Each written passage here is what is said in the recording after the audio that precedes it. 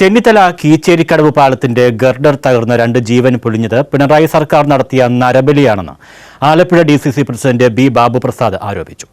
Congress Mannar block committee പൊതുമരാമത്ത് bridge വിഭാഗം assistant എഞ്ചിനീയറുടെ ഓഫീസിലേക്ക് നടത്തിയ മാർച്ച് ഉദ്ഘാടനം ചെയ്ത് സംസാരിക്കുകയായിരുന്നു അദ്ദേഹം.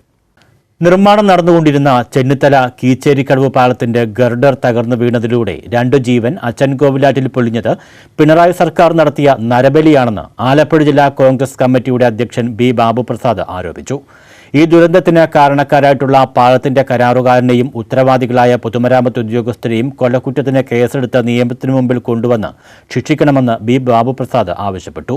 പൊതുമരാമത്ത് വകുപ്പിന്റെ അനാസ്ഥയിൽ പ്രതിഷേധിച്ച് Congress Mannar block committee Mannar mini civil station സ്ഥിതി ചെയ്യുന്ന പൊതുമരാമത്ത് ബ്രിഡ്ജസ് വിഭാഗം അസിസ്റ്റന്റ് എഞ്ചിനീയറുടെ ഓഫീസിലേക്ക് നടത്തിയ മാർച്ച് ഉദ്ഘാടനം ചെയ്ത് സംസാരിക്കുകയായിരുന്നു അദ്ദേഹം.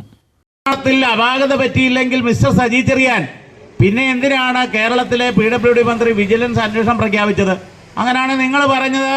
ആ മന്ത്രി, നിങ്ങളൊരു സഹമന്ത്രിയാണല്ലോ, നിങ്ങൾ പറഞ്ഞത് അങ്ങ് മുഖവിലക്കെടുത്ത് കേരളത്തിലെ PWD മന്ത്രി അതിനകത്ത് വലിയ ഗുരുതരമായ ക്രിമിനൽ കുറ്റമാണ് കോൺട്രാക്ടറുടെയും PWD ബ്രിഡ്ജസ് വിഭാഗത്തിൻ്റെയും ബ്രിഡ്ജസ് ആൻഡ് റോഡ്സ് വിഭാഗത്തിൻ്റെയും ഭാഗത്തു നിന്ന് പറ്റിയിരിക്കുന്നത്.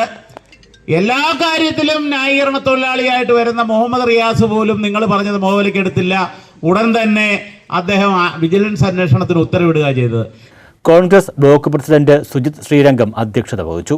മാന്നാർ അബ്ദുൽ ലത്തീഫ് മുഖ്യപ്രഭാഷണം നടത്തി. Sunny Kovilakam, Thomas Chacko, Alex Mathew, Rajan Chengilil, John K Mathew, D Nagesh Kumar, Ajith Pazhavoor, PB Sooraj, KC Ashokan, Usha Bhasi, Pradeep Shanthisadanam, Madhu Puzhayoram, Anil Manthara, KR Mohanan, Raghunath Parthasarathy തുടങ്ങിയവർ പങ്കെടുത്തു. News bureau, Mannar.